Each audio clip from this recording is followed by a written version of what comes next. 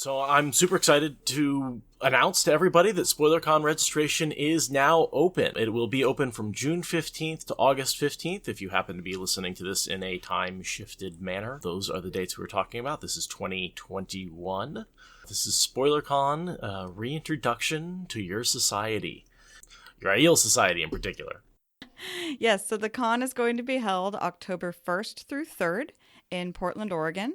We are planning currently to have a hybrid in-person and digital event, so that way people who can't make it to join us will be able to enjoy some of the con, while those of us that are able to rejoin our Aeil societies can do so in person. Registration in person will be $120 and only $10 for the online version because tech does still cost something to run. You can register at spoilercon.org/registration. You can also follow us on Twitter at SpoilerCon and subscribe to our newsletter at bit.ly/sconnews to get updates.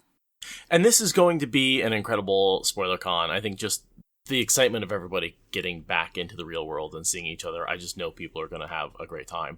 We have Michael and Kramer and Kate Redding coming back. They will be attending remotely and doing their usual reading and Q&A that we've had at every SpoilerCon so far. Last year we had a lot of success bringing in our guests remotely digitally, so I think we're still going to have a fair number of those guests attending remotely, and that will be streamed out to the digital folks. So other things we have going on, obviously we're going to be doing some podcast live recordings. There's that walking tour of Portland. There's going to be a silent auction for everyone online. We're going to do both an in-person costume contest and an online costume contest, trivia challenges, and just hanging out with our fellow nerds. And, maybe a couple of surprises. The SpoilerCon committee is still working on a few things.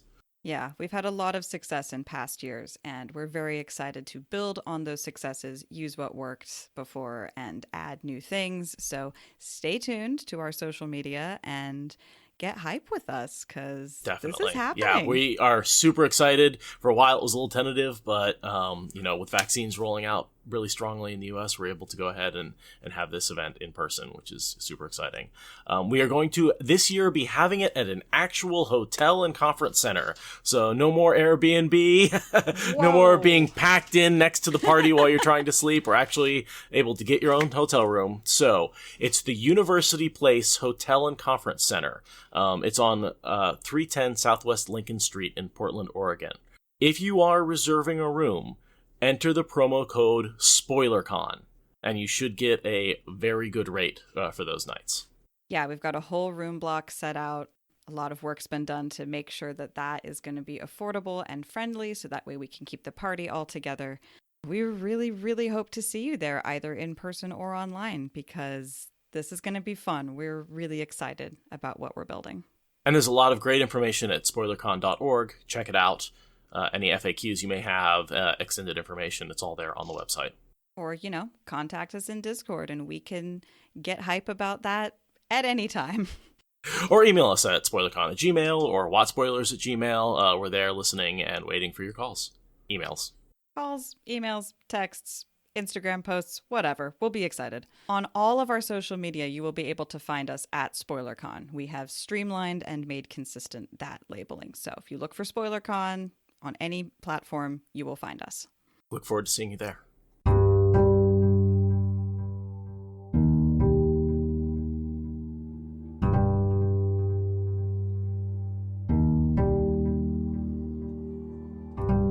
This is the Wheel of Time Spoilers podcast.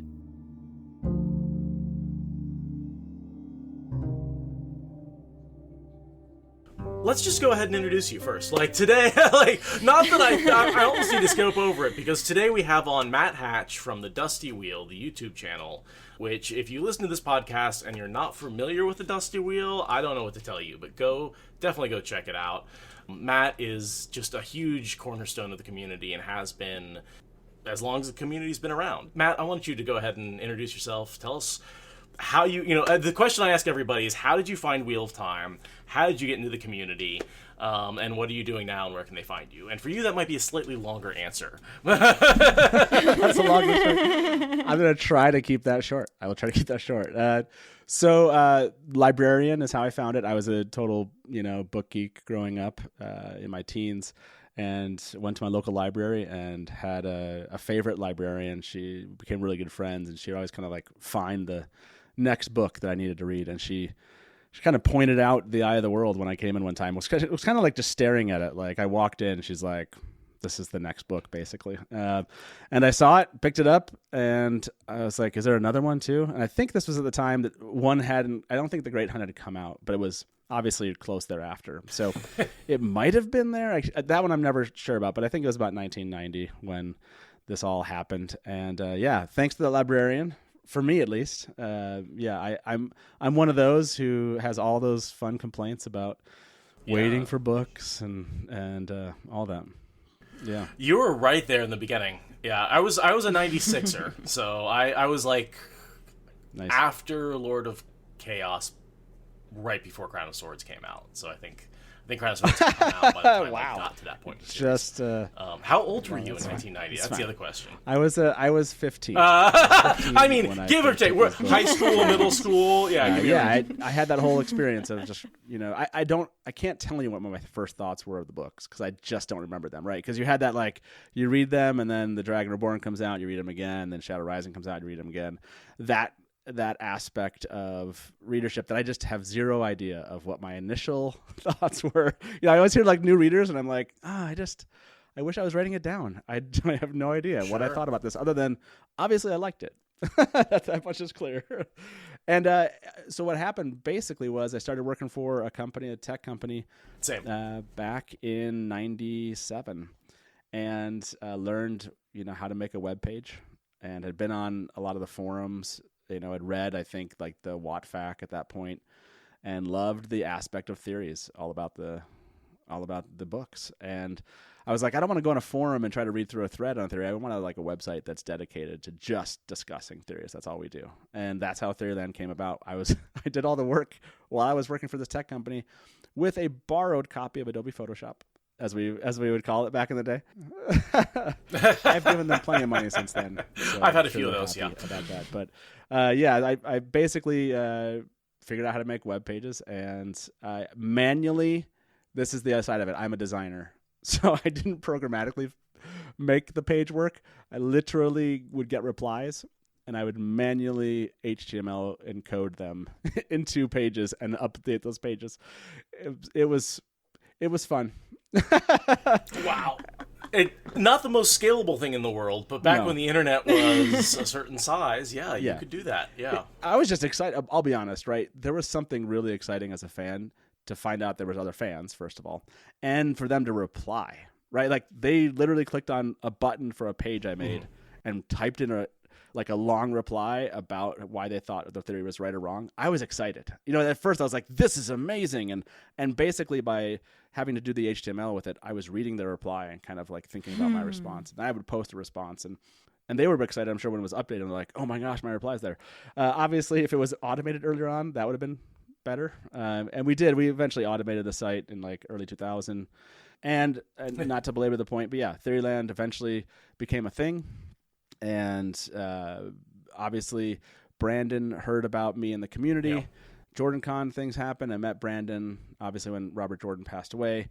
And he invited me to be part of the beta reader group. And that's how I got to beta read the last two books of The Wheel of Time. And then became part of JordanCon, the board. Wow. And just kind of, that was... I'll be honest, and that's how I got into the books, right? Like that was the amazing thing of having a character in the book is just something you don't think as a 15-year-old geek reading a book that someday that's going to happen, So the Dusty Wheel is like as I tell people, is like the really meta version of everything that's happened, which is like I'm playing myself who was put in a book for being himself. It's like this weird like meta like patterns within patterns, one might say. Yeah, exactly. Yeah, that might exactly. So now the fact that this turned into with the TV show coming out, I was excited to just jump in and take a different stab at content creation other than making a website. I did not want to run a forum and make a website again. Not that they won't bring Theoryland back, I will, but in the end of the day, I just wanted to do something different, and YouTube seemed like an interesting place to start. Which when I saw like what Daniel Green and Nablus were doing, I was like, oh, why not do a live call-in talk show version of this? Because yeah. So then it turned into that, and that's how the Dusty Wheel came about. And yeah, now we do live shows once or twice a week, and have been for the last 20 months, talking about the Wheel of Time and the TV show. So. Yeah, you've grown an amazing community on YouTube with the Dusty Wheel. I mean, it's the Discord channel, just everything you've got going on is kind of incredible. I mean, I know there's so much more to it than that. And it's one of those things where I don't even know how to start to talk about all the different aspects of it because it's grown so far. Yeah. Yeah, the community is awesome. The fact that people will show up to, the show and want to be part of it, the fact that there's stuff like Let Barney Blow, hashtags and all sorts of things that have kind of grown up around our discussions. For me, it's a lot of fun. It's, it definitely is a rebirth of sorts. It's like the fourth age, as many people call it, of Theoryland, if you will. Or, it's just, a new age. It fits really well within the metaphysics of the books. And I'm loving it so far, and the show's coming out soon, so it's only going to get more exciting. Yeah. What's your favorite style of episode that you do? Is it like theory? Is it interview? Is it like you've got so many different kinds? Do you have like a preference that like if you really could just pick one style and stick with it? So I love our live news coverage.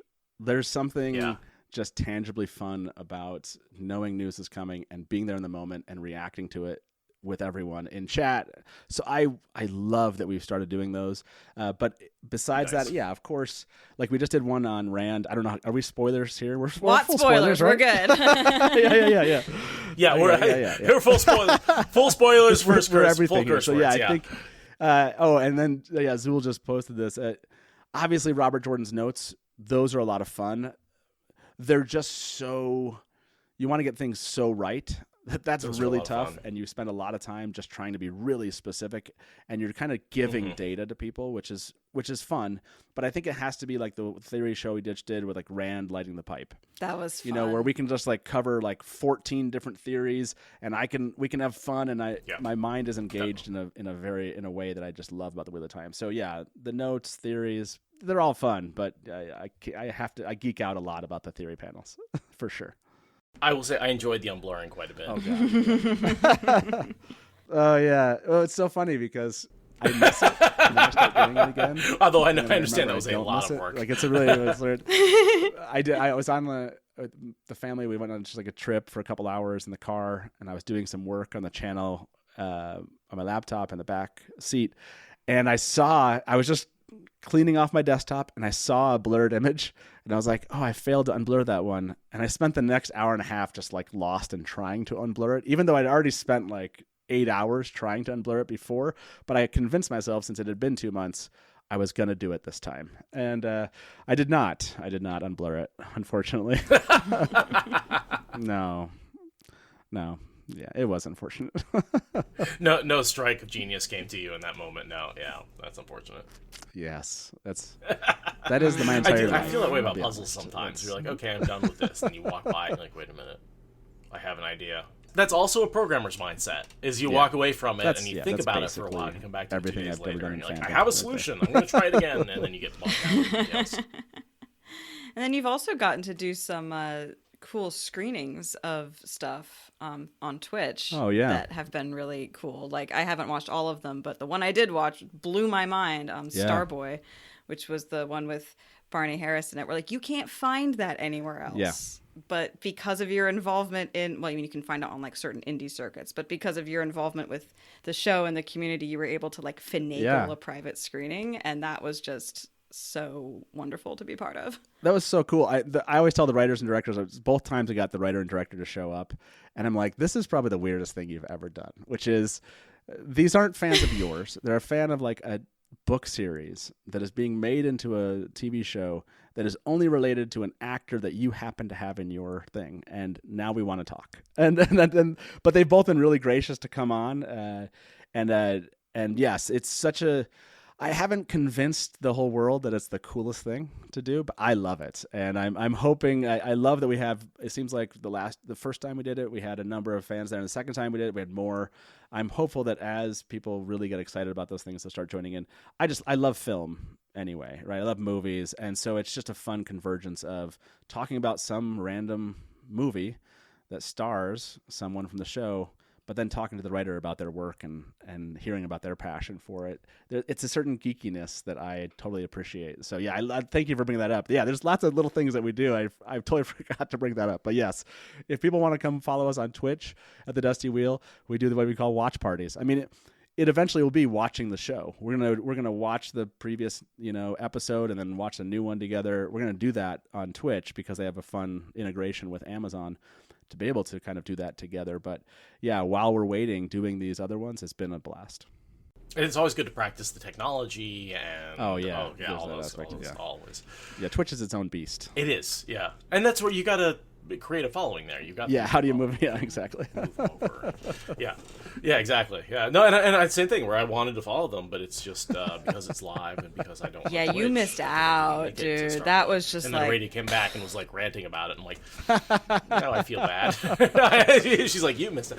I was like, I'll go back and watch it later. She's like, no, you won't. I was like, oh no.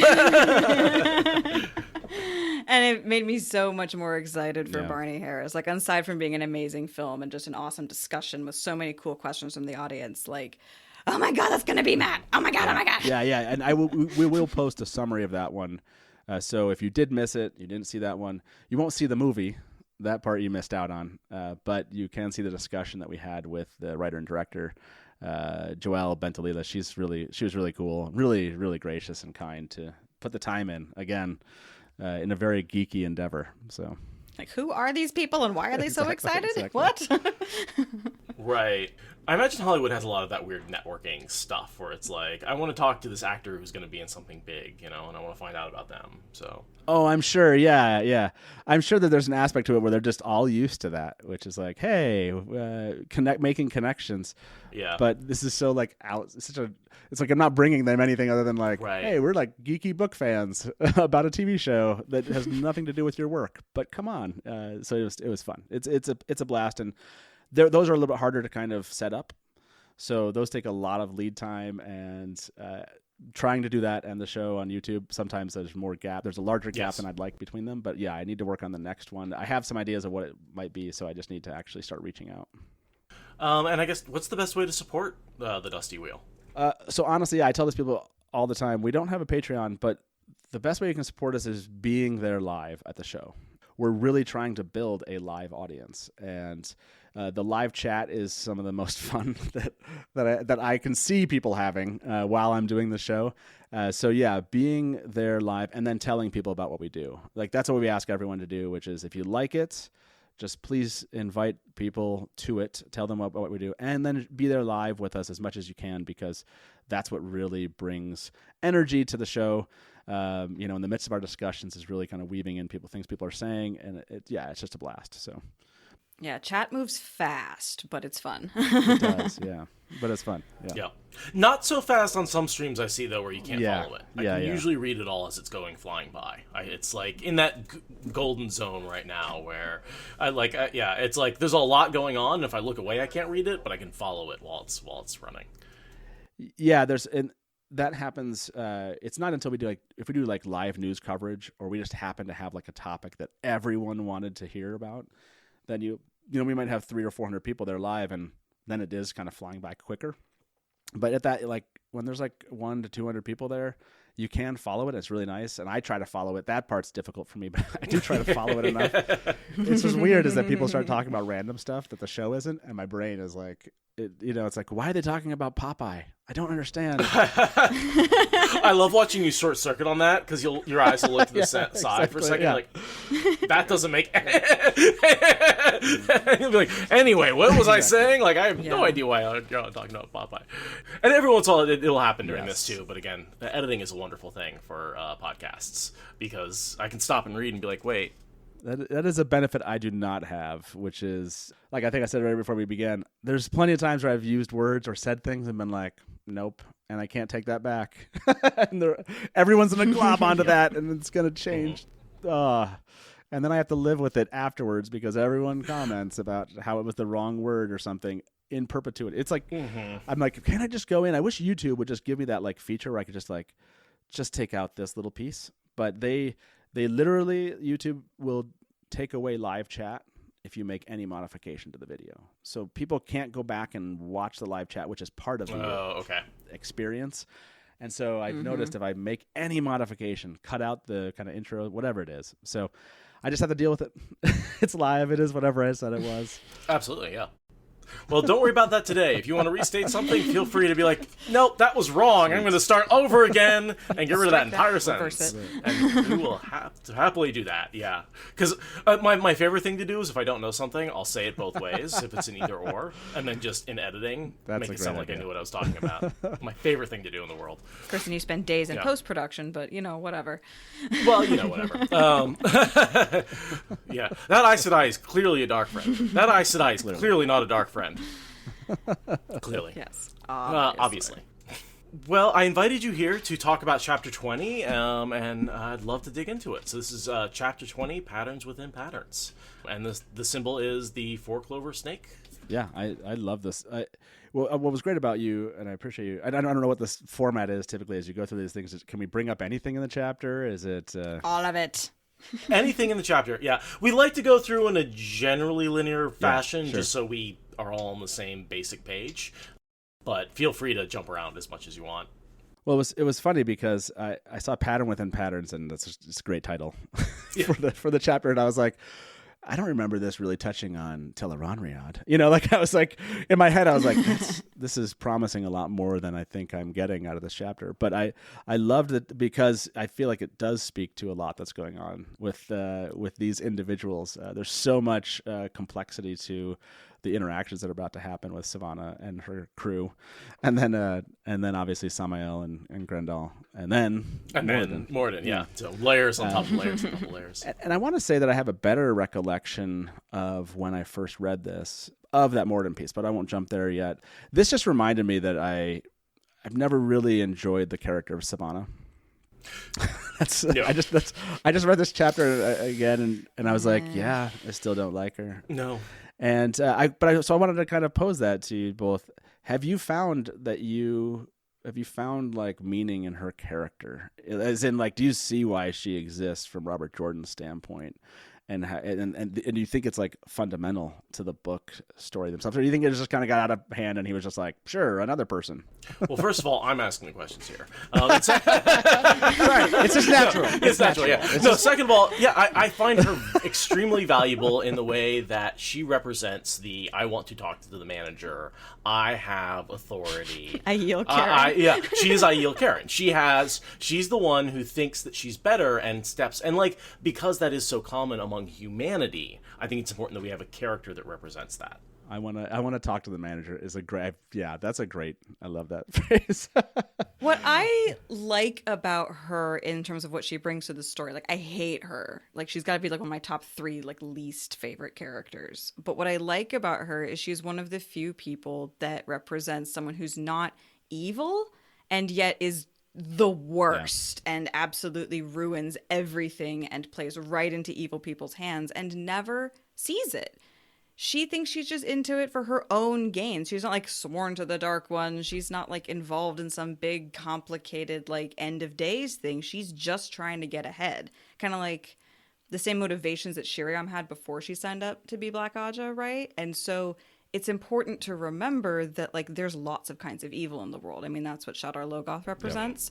Yep. This is what pettiness and small-mindedness and greed and a lack of caring about your culture will get you. You don't have to be capital E evil to be the worst for the good guys. And she represents that. She's a warlord running around trying to get ahead. It's just, I love the 3 types of evil that Jordan represents. The I want to do evil things, which is the Dark One and his minions. The ends justify the means evil, which is Shadar Logoth.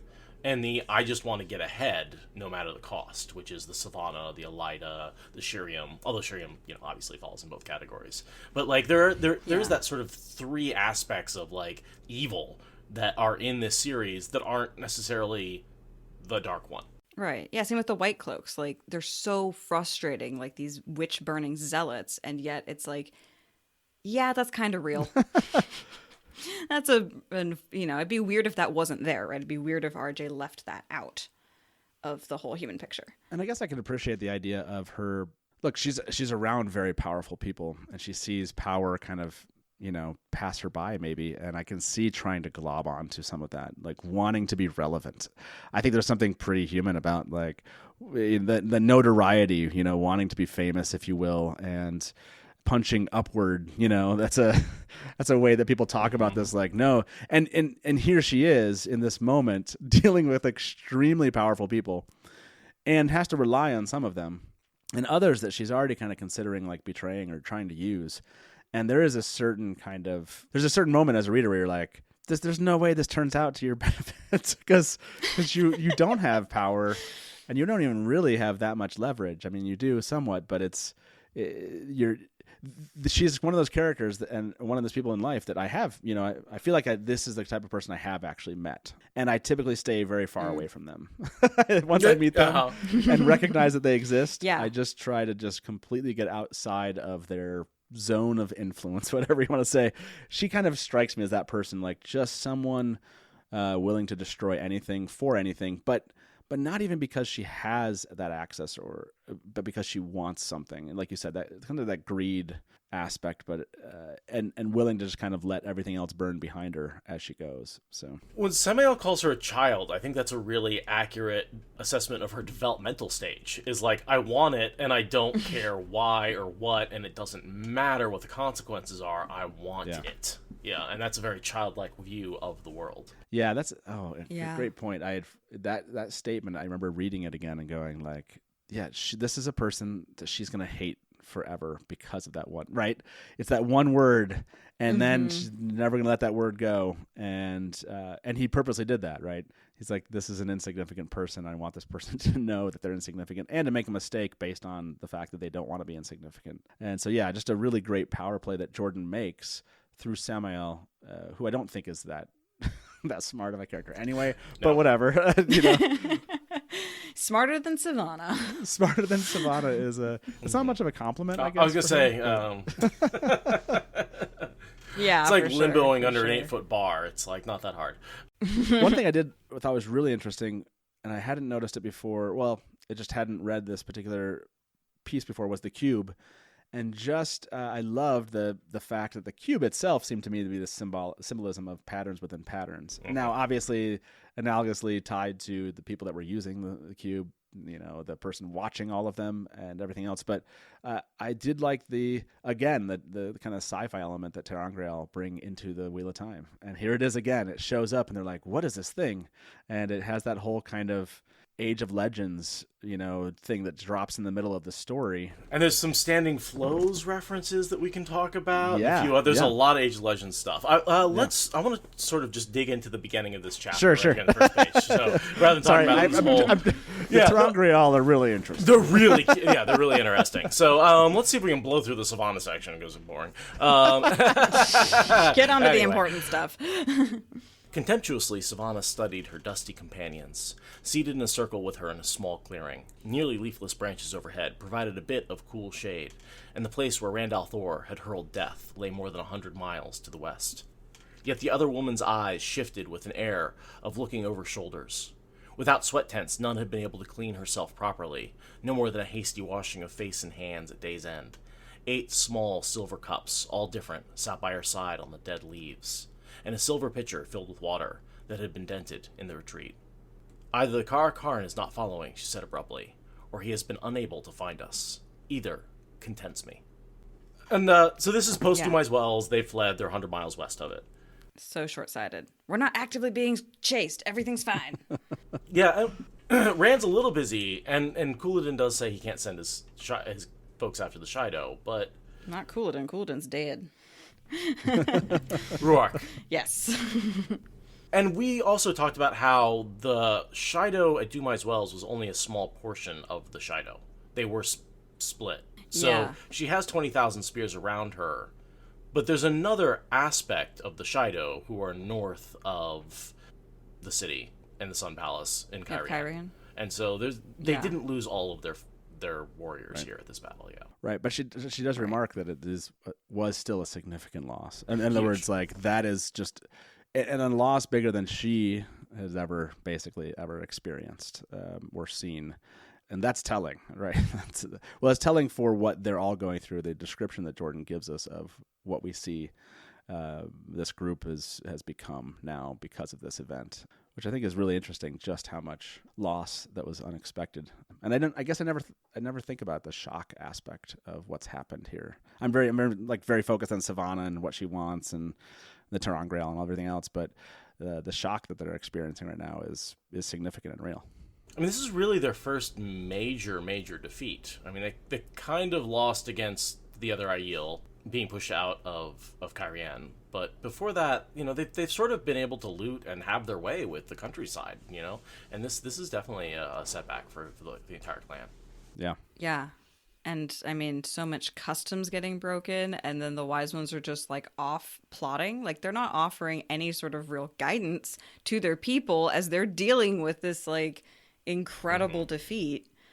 And that's, again, very bad leadership. She's a terrible leader. She does not care. And as long as people are in line behind her, she doesn't care to take care of them. And that's like why she should never have been allowed to become a wise one.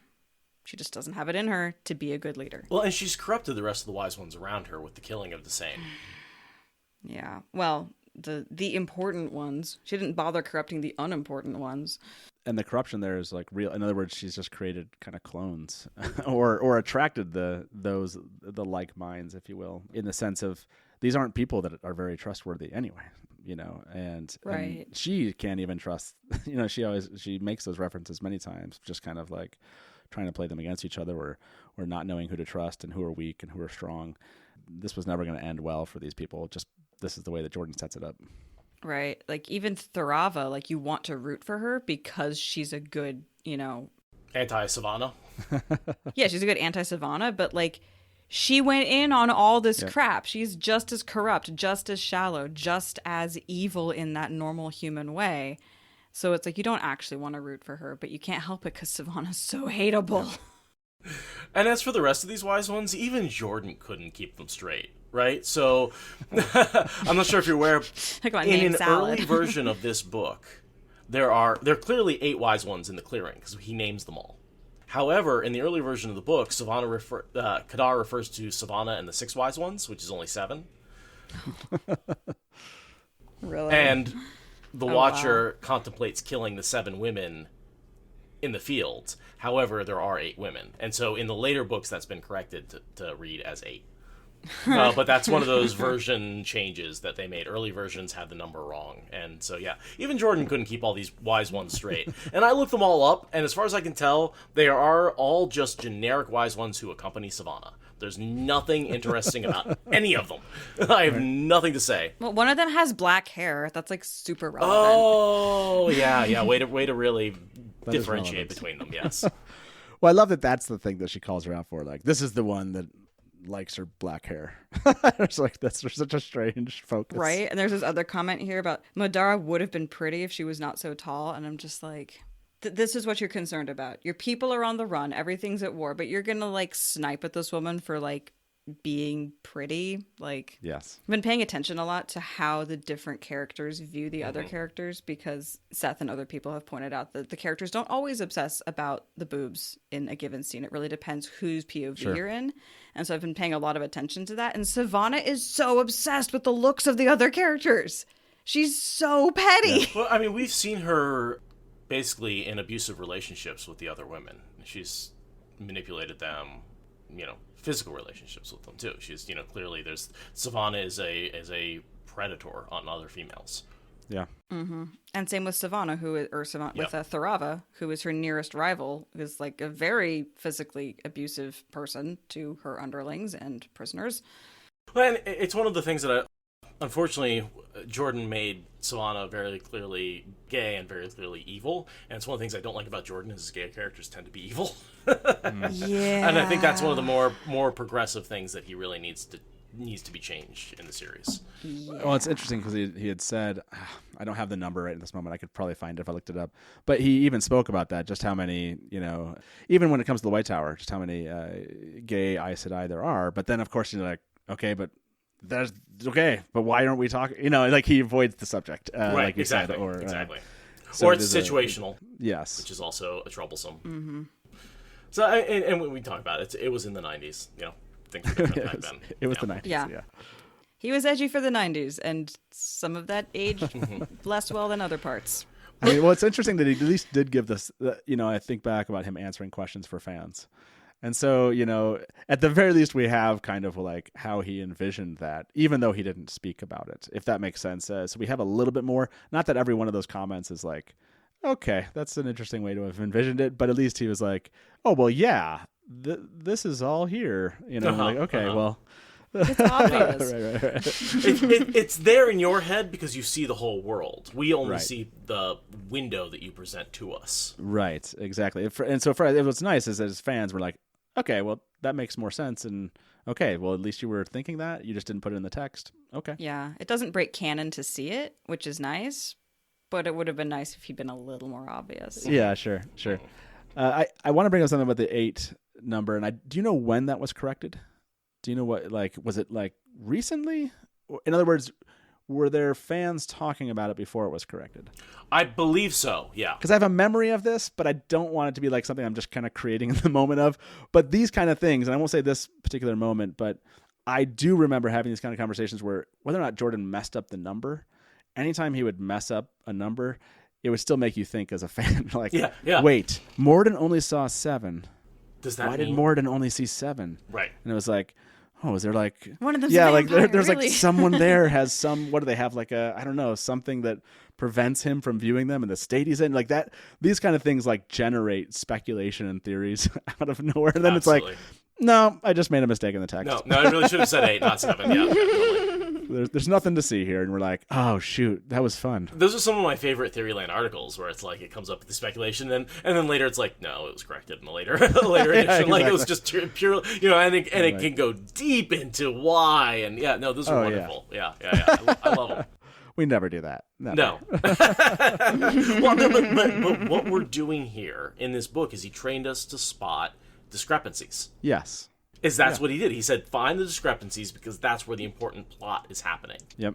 And then if he makes a mistake, that's a discrepancy. And we're like, why is that important? That's what he trained us to do, and that's where we ended up. So I blame Jordan. It's his fault. He liked playing the game. He brought it on himself. It was a game he wanted to play. That's for sure.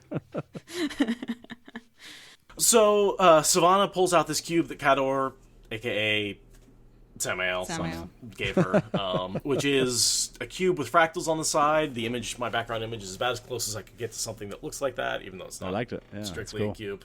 Yeah, it's better than mine, even though I like my picture. In principle, yours is actually more accurate to what I Yours is a little more fractal. Mine's got a little more cube-ish 3D-ness to it. Yeah. Yeah, just something between what we've got, but all grayscale for stone would be the most accurate. Have we kind of gathered how big this was? I feel like it probably wasn't too big, but do we have exact dimensions there? I looked and I didn't remember seeing the exact dimensions of how. I don't know why I care about this, how big this was, but I was reading it through oh wait, what am I actually envisioning? Is it something you hold with 2 fingers? Is it something you? I figured it was palm size. Okay. Palm sized, yeah. So I say 4 inches on a side cube. Okay. 4 inches on an edge. Yeah. Okay. That's what I figure, and I always well because they talk about I can't remember which of the 8 or 7 leaned in, but just leaned in extremely close, and of course Savanna's so close she almost fell out of her dress, kind of close. That's how Sevanna described it, right? But close to see the intricacy. So I kind of wondered, I was trying to figure out how large this cube was. But yeah, I guess I kind of imagined, like you said, it's just kind of something you can fit in your hand. Yeah, she's carrying it in her belt pouch, so it can't be too heavy because otherwise it'd just be dragging her belt off. And I feel like, isn't it the same size as the Fool boxes? Because I assume the Fool boxes are just things he made up, right? Based on the call boxes. And he has a sack of those. I would assume so. So they can't be big, massive things. If he's got a sack of them, I'm thinking maybe even smaller than I thought, actually, now that I'm thinking about it. Yeah. Yeah, like a deck of cards, kind of like a square, but like a deck of cards in the one dimension. I want to call this out, and Jordan does this all the time, and it drives me nuts, which is he gives us this, and then he only shows us a single use, and then he goes away from it. As in, what I mean by that is he'll do this with all sorts of things where you're well, can you just maybe describe all the things you had planned? Like, because it seems clear that this thing could do a lot more than you've described here. And he does that all the time, you know, whether or not it's types of traveling, whether or not it's types of, you know, buildings, whatever. Like, don't get within 100 miles of this, you'll die. Okay, well, tell us more. You know, and those are the things that I would have loved to have had like a whole library of. Yeah. There's a few less dress descriptions. Yeah, exactly. Well, thank you. Yeah, exactly. There was room in the text for those things. I kind of feel like it's trying to figure out electricity by like looking at a toaster, you know, and you're like, I know how the toaster works, and I know it runs on electricity, but I don't get how the electricity runs the toaster because there's so much else you need to know about electricity and how it works and toast. Yep. What do you think? I mean, did you have any theories about what else is capable through this thing? In other words, did you ever imagine like what else? You know, what is the list of things that this thing does? Just from, I mean, because they make it extremely intriguing when you're reading it, right? You know, and when he says it could explode if you put too much in. You know, basically like depending on the flows, it could explode. Which explode seems like a strange thing that could happen to it. You know. I think about modern electronics, right? And the idea is we have things you can plug into the wall, and they work. And back in the Age of Legends, they had standing flows, which was essentially wall power that they were able to plug these things into. You didn't have to be a channeler to get them going. And so there was just a standard plug and a standard standing flow. Now, we don't have a standard flow, so we have to take a couple of live wires, stick them into the toaster somewhere, and power it. And hope that works. And he's telling us where to stick them in. So I can see, like, from that analogy, if you take two wires and just randomly connect them to a toaster, it might melt. It might explode, right? Like, if you're hitting it with 120 volts or whatever that power is. And so that's all I'm thinking is, like, if you power this box in a way it's not designed to be powered, which would be harder in the Age of Legends because the standing flows wouldn't be able to do that, then you're able to get an effect. You know, you make the blue smoke come out, basically. Don't let out the magic smoke. I just like that he's like, he didn't tell them, it doesn't seem like. Like, he's like, this thing could have exploded. Oh, yeah. Like, he might have also just been saying that to fuck with them. That's true. That, good point. That could absolutely have been a lie. I just like the idea that he was like, I don't care if they mess this up. That doesn't bother me at all, you know? Right, yeah. Oh, no, somebody died, you know? But I like the idea that he was just messing with them, too. He just didn't want them to find the other aspects of it, so he's like, oh, yeah, don't experiment, you might die, when in reality it could have been super useful. True. Yeah. Right? Yeah. I always figured that all the different ways that you could put flows into it would just be for different kinds of communication, like, you know, a group text, a video conference. Like, I just figured it was like an all-in-one communication device. And there's just like the fact that there's not any other ones or very few other ones left available in people's hands, like makes it, you know, relatively irrelevant. But like Moridin says at the end, like, it's really convenient what you can learn from these things when there's only two in the world or whatever. And so, yeah, I figure it's like just the communication aspects of a smartphone, like just in one ter'angreal. There's also some location aspects of it, though. So remember, he says, maintain the way line and I'll come to you. So so it's got Google Maps in it too. Yeah. Well, I like the idea that it's actually like it's a spy device from back in the day. Like, it's just like somebody gives you this little, hey, look at this cool toy, ter'angreal. You don't know it's a. Oh yeah, there's a Doctor Who episode like about that. Just sitting on your desk and they hear everything that's going on. They know where your location is, and they could actually travel to it at any moment, or they could like maybe suck you through the call box and bring you somewhere else. Yeah.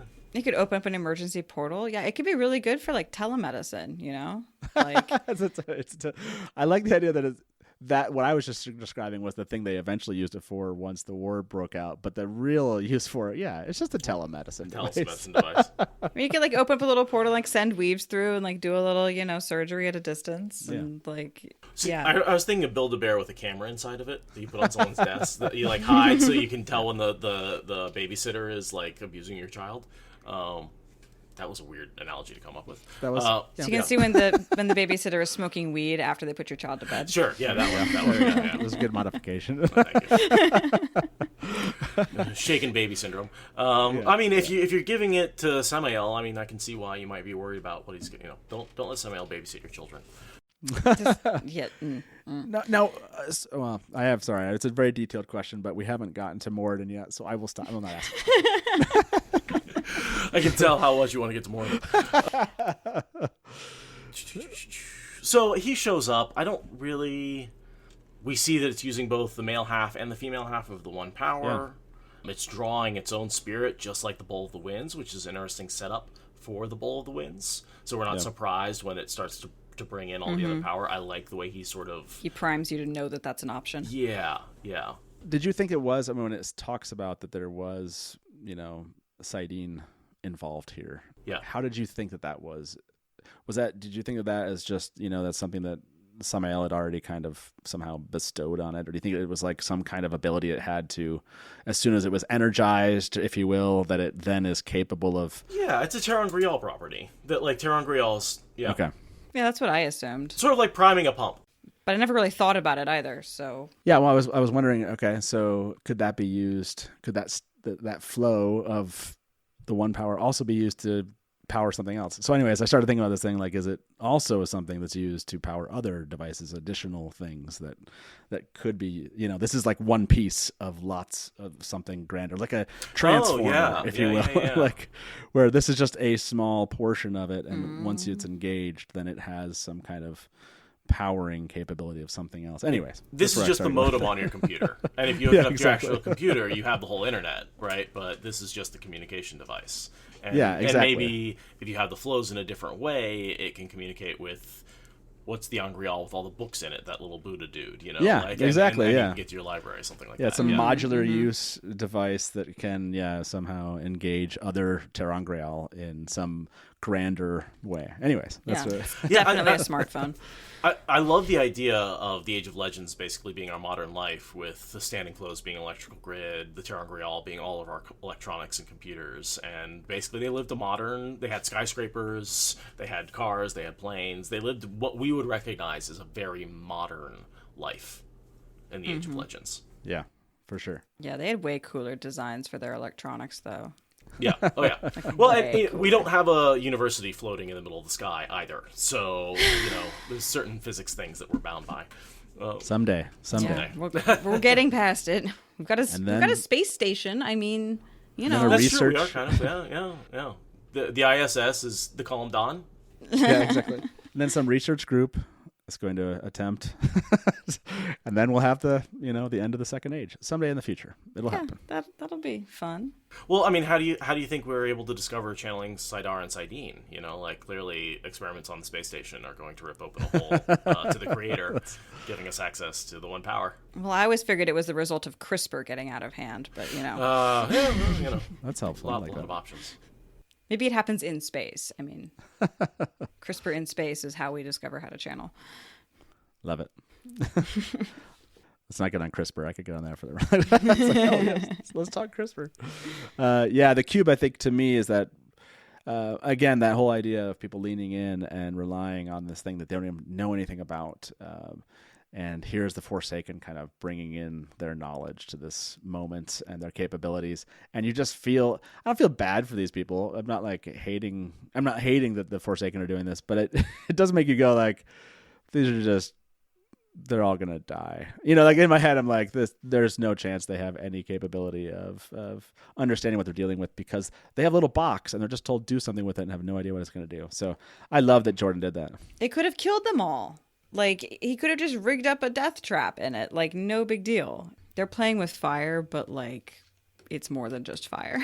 They're playing with some really high-test fire. Yeah, and I love these little things that Jordan drops in. So, yeah. I mean, how hard it would have been for Sammael to have those gateways open up and have, a death weave, once you pass through them, Right. Yeah. Everyone who goes through his gates die.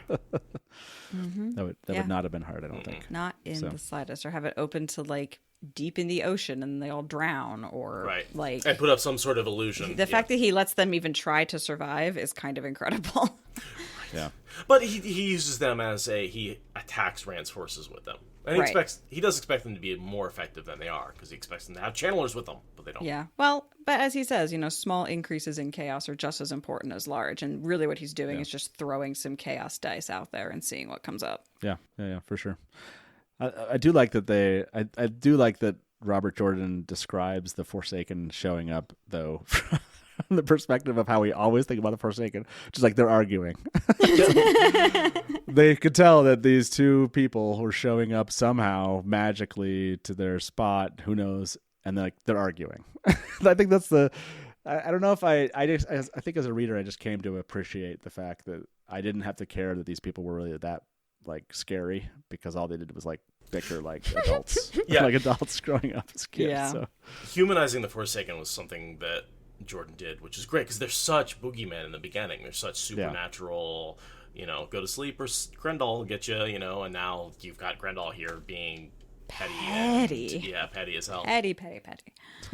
My question, why do you think Graendal consented to a circle with Sammael when he was in full control? Ooh, good question. Because that seems to be something that, like, don't we see a prologue where he's like, well, bond me?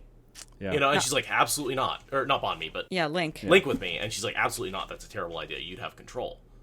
And here she's clearly linked where he has control. My guess would be, if it's Graendal, would be that she believed that Sammael would trust her and reveal something to her if she was willing to do that. And she probably didn't believe that Sammael was smart enough to take advantage of that and somehow take out another person. You know what I mean? Like, maybe he could have done something if he was smart enough to get rid of her in some way if they had done that. But it feels like she made the right play here, which was Sammael was so... his head, I don't know what he's thinking ever, but not in how do I take most advantage of this Forsaken. And my guess is she thought, like, play like, oh yeah, I need you, you're going to be nameless, kind of coy, and hope that he would reveal something or gives her information that she needs. That's how I would take that. I'd say maybe another option would be, just in case the Aeil are like more effective at channeling than they were anticipating, like they're stronger as a circle. But I don't really buy that, even because of the way they make comments afterward. Like, one of them was almost significant. So, like, I don't know.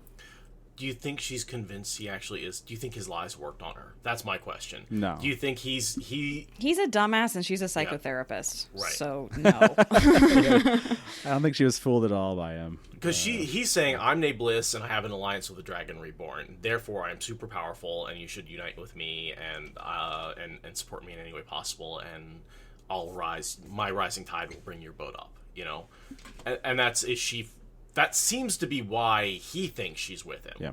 Yeah. Sammael is that vain. I think Sammael is that vain to believe in the smoke that he's blowing here, which is he's taken in on. And she probably said no. I'm trying to think of back when that was, but assuming she said no to him before this, it was probably a play on her part, right? She was probably setting up for this moment that she would say yes to this, again, fooling him into believing that she trusted him in some form or fashion now, or she saw that he was in some position. She seems like the ultimate manipulator, and she's just so good at it and understanding people that I think she had him duped. There was nothing she didn't understand about him in this moment. So but she's not too proud to pretend to be overawed and subservient. Like, she's not too proud to do that for a minute. Like, yeah, it's fine. I mean, she didn't do it well. See, I have an alternate take. Okay. He is so dumb, and he is making just all of these claims that she is actually like, there's no way he's lying about all this stuff, right? Like, she can't comprehend just how dumb he's being. Right? Like, Moridin's like, that's a dangerous and dumb claim to make about being Nabliss. No one would actually do that unless they had promise from the Dark One, or else you're going to get punished by the Dark One. Like, not being resurrected when Mashdar kills you. Like, those sorts of claims are dangerous, and Graendal's saying there's no way he would make them unless they were true. And he may actually be fooling her just because she doesn't think he's that dumb to make those claims. She's, like, actually a little, like, overestimating his abilities. That's possible. That's possible. I mean, she can make mistakes, I guess, but she's smart. And maybe he convinced her potentially that what they were running into here was going to be something much more dangerous. And maybe she got there, and maybe some of the argument was just like, that's not what you told me was going to be here. And they get there, and she's just like, yeah, wow. Why did you, again, I can imagine their argument was a lot to do with just what they came into and probably not what he said was going to be the case. I could see that, her being underwhelmed by the actual thing. Because also, I mean, he set this up anticipating he'd get called when Rand was captured. Right. So she might have agreed That's that right. was going to be, the outcome. And then it all goes down and she doesn't have time to be like, wait a second, I'm renegotiating. It's like, no, I got the call, let's go. And then she gets there and is like, the fuck did you pull me into? yeah. I absolutely see believe that. that is, yeah. Oh, that makes a lot more sense to me. That if she bonded expecting to walk in there with a captive dragon reborn, And then they would Yeah. need to be linked to be, yeah, able to take control of him and all of that. And not even necessarily believing that the people that he was dealing with were being honest, So I could see him kind of over-promising here, and also just not trusting the people that he's dealing with and saying, okay, this is an acceptable thing that we're going to have to do, and this might still buy me some trust on his side, so maybe he'll give me something that I can use, so why not? The best case here. She definitely is not obviously as safe as Moridin is about things, although I guess you could make the argument that Moridin's not that safe about things considering everything that happened to her. how many times she's been captured? Yeah. Yeah. So I don't want to. I want to say, but how the spider is supposed to be. Graendal is definitely more safe in that regard, which is why I never believed in the Graendal killed Asmodean theories, because that always seemed like a really assertive attack in the place that it happened, when it happened, for all the people that were there, and Rand and such being around. So I always kind of thought that was a bit more bold than she would be, but yeah, I think this is definitely a calculated risk on her part, and she's owning Sammael here. I don't think that he's really fooled her too much. No, Fair enough. the situation is surprising her, but she's keeping up with it faster than Sammael ever could hope. yeah, that's a good way to think about it, for sure. Moridin has this question when he's looking at them: the fact that Sammael wasn't in a disguise, but she was. Why do you think that she was in a disguise? Okay, so we know that they linked and she was disguised. What was that about? Aren't they both in disguise? Obviously, I thought that. Yeah, I thought that she's dark haired she's- and dark eyed. but I thought she said he wasn't disguised at all. But he's not. Really? Yep. I totally. Moridin mentions that. Moridin mentions Yeah. that he just was in his blonde hair and blue Yeah. eyes and scar, and he showed that to everybody. And she had dark hair and dark eyes, and Yeah, and Moridin kind of thought that was like, oh. No, it says here, but Sammael had dropped his golden bearded again.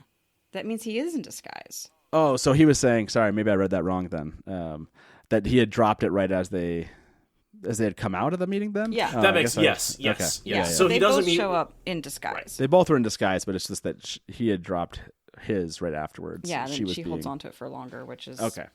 I guess that's the part that I maybe I Or misread that aspect. doesn't he have still control over the power? So he drops his but keeps hers on at that point, or has he broken the link? I think that they've unlinked at that Unlinked point. at that point. Okay, I think. Oh no, yeah, he had let the link between them dissolve too. sweet.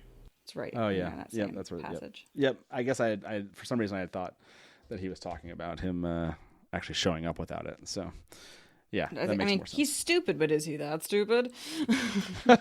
Well, Yeah. I guess maybe I just bought into how stupid he was. I fair. accepted the misreading because of how much that would fit with Sammael. Just show up not in a costume and be like, yeah, this is me, whatever.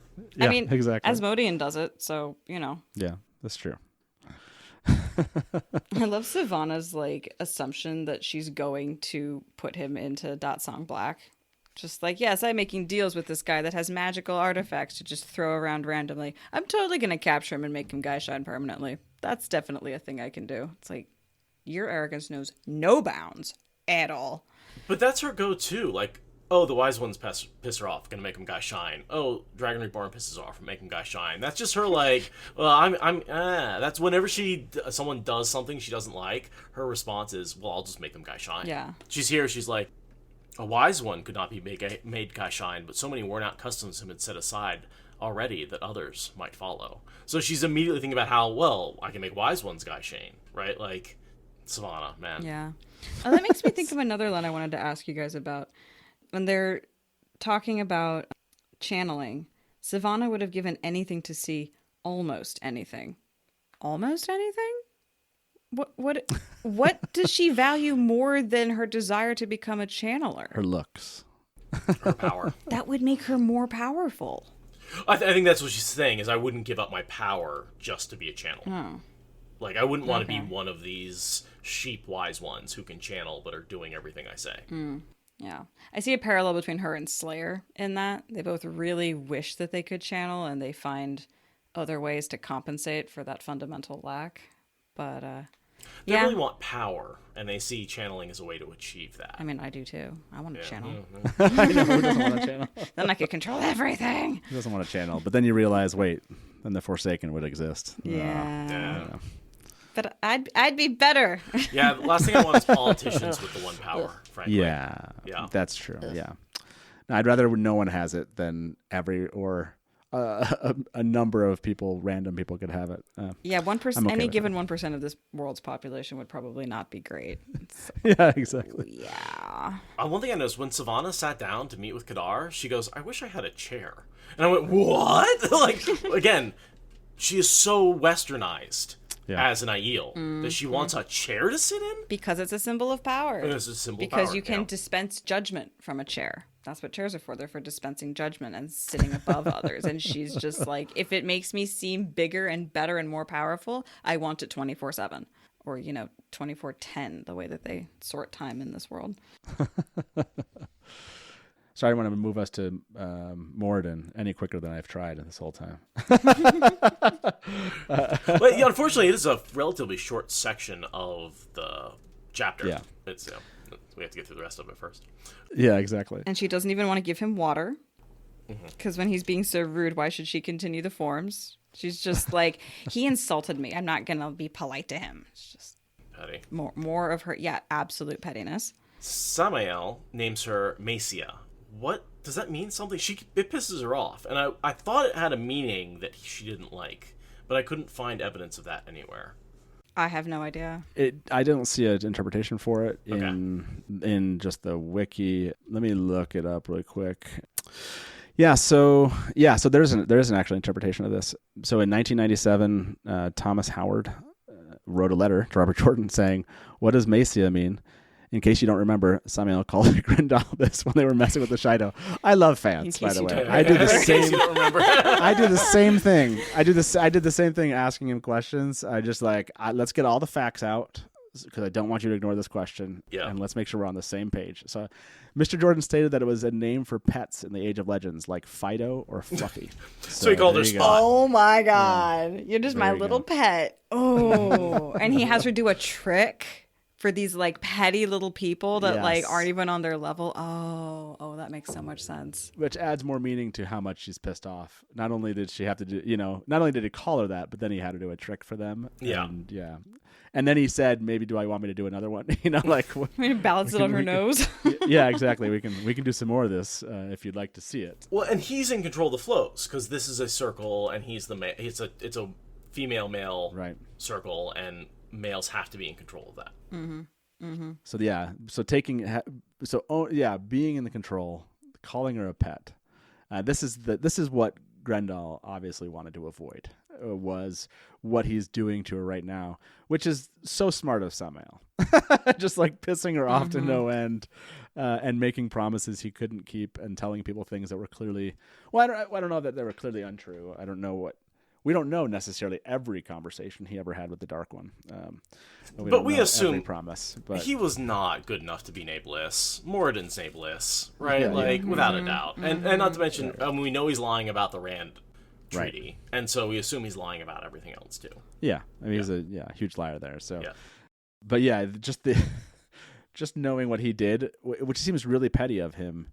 And it makes you wonder how he ever made it out of the Age of Legends. Yeah. Because how didn't people just take this guy out is what I'm thinking. Well, and that's his primary mode is pettiness, right? Because other than his pettiness, he was actually really successful, really powerful. He was almost the second to Randall Thor, or to Lewis Theron Telamon. But once Lewis Theron was quote-unquote better than him, he got all jealous and stuff. And turned to the Dark One. So petty. Yeah, so petty. This pettiness is what turned him evil. Mm-hmm. It also appears that he has access to the sad bracelets. Mm-hmm. That's got to be what it is. Yeah. So something that can't overtake him but control him once he is taken. Definitely the sad bracelets. Yeah. Yeah. And then he just keeps holding out for a certain price, I can give you all kinds of cool goodies. And the price for it is this, and the price for it is that. And it's just half of what you're describing is just weaves. And the other half is pure bullshit. Like, Right. I mean, the call boxes are real, but the fool boxes, the traveling boxes, they're just a box of fools. Like the sad bracelets, there's one set in the world, but it's just this whole bargaining conversation with Sevanna is just mostly stuff and nonsense. It's just almost entirely pure fiction. Yeah. Don't they duplicate the sad bracelets during the last battle? Yeah, they do, because Shan Chan gets a hold of them, which means Sammael gets a hold of them. And yeah, I wouldn't be surprised if. Well, I know we always think of it as one, but yes, of course it would be one in the sense they were made after. But yes, the ability to, and I don't know if does Sammael have any talents in that regard that we have any reason to believe that he would have capability. No, it doesn't seem like it. So yes, he's always speaking out of, just pulling things out and saying, and he's a good bargainer, obviously, in the sense of what Sevanna or working with someone like Sevanna. But I don't get that aspect of this moment. You'd think with everything that had happened up to this point, that the bargaining would have been about so much more than just like stuff that they could get access to. And I see that they see the things as potentially that they could use maybe with advantage. But you think the bargaining would have gone further? I don't know. Sevanna seems really small-minded here. Yeah, she's very much she doesn't know she's dealing with Forsaken. She thinks she's dealing with a man who is able to control an Aes Sedai. Sure, that's true. Which is like, oh yeah, he's got this one ability, and maybe he's got access to some ter'angreal, but she doesn't think he is Forsaken. She doesn't think he has all this ancient knowledge. She thinks he's just a guy with a few trinkets. And he comes down to her level rather than educating her. Yeah. I often wonder how much of even his facial expressions are deliberately chosen to manipulate them, because she keeps commenting on like, oh, it's so great Wetlanders wear their emotions on their faces so openly. And I'm like, I mean, he's dumb, but is he actually honestly reacting, or is he sending you messages? Like, it's also not his face. Also that, yeah. And here's another line that proves that it's not his face. For some reason, he did not like to come within arm's reach, just in case anyone touched him, and was able to discern that he was not what he looked like. Yeah, and I guess in the end, her biggest concern is the Karakan at this point. So I guess her bargaining with somebody that says that, or promises or something in some way to, control him or have some advantage makes sense. It's just, it feels so, I don't know. He seems, even in that moment when he comes in, it seems like he's showing a lot more capability than maybe their initial conversations had been or had demonstrated. So That's true. Yeah, you'd think she'd adjust to that and notice, but no. Yeah, no. She has the line here, Wetlanders would do anything for gold. And it's like, yeah, Savannah, you would. You soft Wetlander wannabe. Yep. Yeah, she's definitely blinded by her understanding of Wetlanders, which again, I love that Jordan does. He doesn't add complexity to every single person. Everyone doesn't understand everything. And he doesn't, just because they've interacted once with them, he doesn't change them to know everything. That's what I've always appreciated about the Wheel of Time, is as the things that annoy us about certain characters are really real trends with people, which is as much as we hate people not communicating. How many times you're like, you could have called your family member today. You had a phone, but you didn't. And it's like, yeah, I could have, but I'm kind of annoyed. And why don't they call me? And I'm busy. Those aspects I think Jordan's always done really well, which is kind of just weaving in a real person, not just somebody where he like knows everything or does everything or is capable of everything. The characters that annoy me the most are some of the best written characters in his series. Yeah. Yeah. Savannah included. Like I really hate her. And that's why she's so well written. It's like.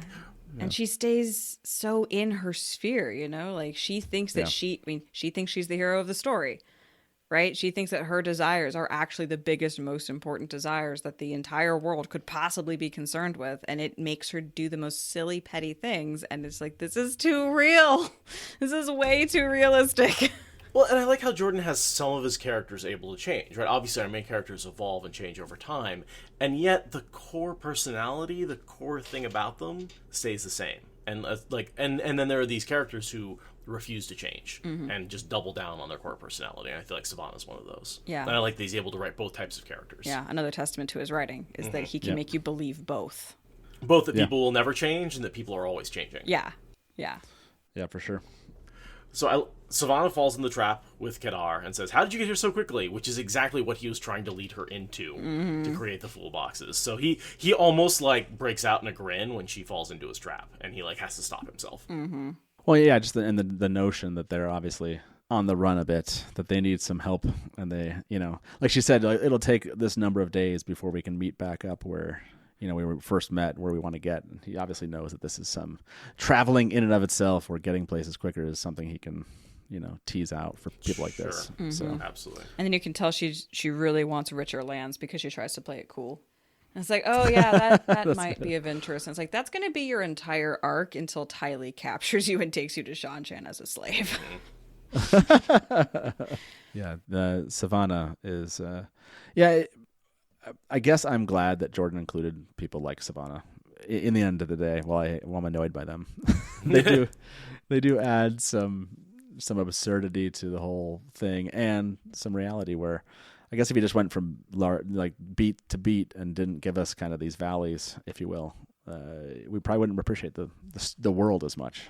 Yeah, I feel like if you just gave us the Dark One and the Savior, all we'd have is pure evil and pure good, and it would really undercut the shades of gray that he provides for us in the whole series. I think that gives us the richness and the color and the depth that we like, is these characters like Sevanna. Despite the fact that we hate her, she has to be there to give us the world that we love. Yeah, and the Aeil that can't reconcile themselves to Rand need a leader, and that leader is not going to be likable.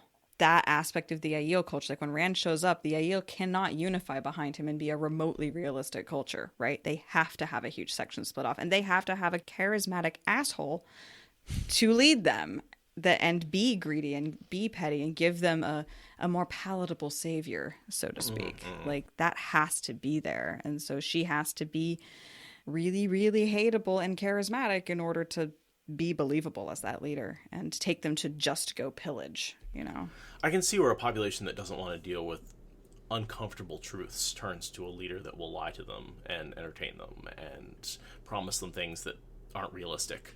Sure. That's relatable. By the way, this goes along with characters or people that hate certain characters.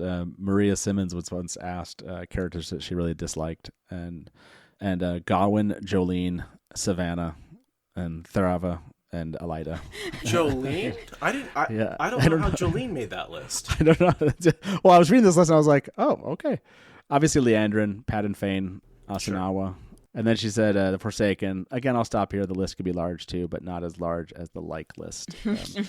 But I like that she threw Gawain down there first, which made me laugh. Well, that's understandable. Yes. Sevanna makes her list, and it was top 3, at least in that list. Mm-hmm. So. Sevanna and Tharava actually both make me really upset. Mm-hmm. Yeah. The way they treat people. Yeah. And it sucks that they are fighting over who can be the biggest asshole. And it's like, couldn't you actually be fighting over something useful? No, you're fighting over who's going to be in charge of the assholery. The only benefit to that is we see Galena take it, and that's kind of satisfying. I feel icky being glad about what happens to Galena. Yeah. It makes me feel really gross to feel satisfaction at her fate. Jordan does that too. Yeah. You're not necessarily happy with how happy you are about certain people's fates. It's like, Jordan, don't tell me these things about myself. I'm uncomfortable. Yeah. And then I'm onto the Watcher section, which I know you've wanted to get to for a few minutes. For an hour and 15 minutes, we've been trying to get there. Yeah. It's one of the most interesting parts of the chapter. It's one of the most interesting parts of the book. Oh, yes. Yes. For this book that a lot of people hated, it is one of the bright spots, obviously. So mysterious. Yeah. That and the return of Lan and Nynaeve breaking her block, I think, are the two really satisfying scenes in this book. Yeah. But this part's confused me for so many reads. I'm just like, I don't know what's happening here, and I don't get it, but it's cool. Well, yeah, there's just, I'm trying to remember, and now I'm trying to, take my head back to where I was when I first read this and what I believed when I first encountered the Watcher. I hated the first 3 books and having a Sammael die, well, not die, but just be the antagonist for the end of all 3 of those books. And I think I hated the theory that this Watcher was a Sammael returned. I think as a reader, I was like, that seems like it could be, but I hope not. I think part of me wanted this to be someone completely unique and someone we hadn't been introduced to. I think that's what I felt. It's hard to remember. Mm-hmm. Now, going back all this time, is that, or is that just how I feel about it now? Yeah, I'm pretty sure that for my first several passes through, especially before the series finished and I like had put it all together, I thought that it must have been like Shadow Haran. Like that was who I kept coming back to, was like, okay, we've got this like mysterious new evil guy like that. Sure, the Watcher. I mean, that's a fade, right? That makes sense. I think I briefly flirted with the idea of the Golem, but that was quickly disproven. But yeah, it was just, I totally thought it was someone new. And I was a little disappointed when it's like, no, Ishamael came back again. Like, really? Again? How many times is this going to happen? Oh, he's got a new name. That makes it so much better. He's less crazy. Yes. Yeah. Less crazy. Moridin? I mean, I guess if the taint is a physical thing, then getting a new body does wipe it away and restarts the process. But he's still crazy. Like his soul, his mind, his consciousness is just broken, and he needs to like actually etch-a-sketch that shit out and start over. Yes, that's accurate. As a reader, I can't remember this how I felt, but I want to say that I felt at the time that I didn't know all the metaphysics the first time through, right? Like, but I wanted, as a reader, I believe, to believe that this was a new person, right? I wanted to believe that this was, like, okay, this is someone interesting and intriguing and new. And so I think as rereads went on, it was like, I hope this isn't this person. And I wanted justification to believe it wasn't. As soon as I came to really understand transmigration and all these things the Dark One was capable of, I think I remember being like, I hate the theory that this is, because that means he's back, and that means there's going to be a fight again. So yeah, I think I hoped. I don't know if you remember. I'm loving how subconsciously you're trying to avoid spoilers by not saying it's. I don't know why. I don't know. Yeah, I can tell. It's just the way my brain works. It's You're trying to be as vague as possible. Yeah, no, it's a Sammael resurrected. For a long time, I think I thought it was Shadow Haran. Ha! That's what I thought. Yes. Yeah.